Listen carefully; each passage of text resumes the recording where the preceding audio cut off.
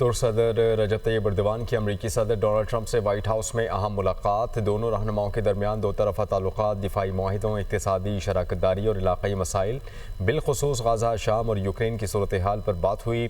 Media से बात करते हुए अमरीकी सदर ने कहा कि तुर्किया अमरीका का एक अहम शराकतदार है और दोनों ममालिक ख़ित्ते में अमन सलामती के लिए मुश्तरका हिकमत अमली अपनाएंगे।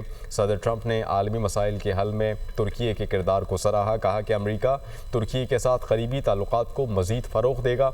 तुर्क सदर रजब तैयब एर्दोगान ने कहा कि अमरीका के साथ ताल्लुकात को मज़ीद मजबूत बनाना चाहते हैं। उनका कहना था कि दहशतगर्दी के ख़िलाफ़ आलमी कोशिशों में तुर्किया भरपूर किरदार अदा करता रहेगा।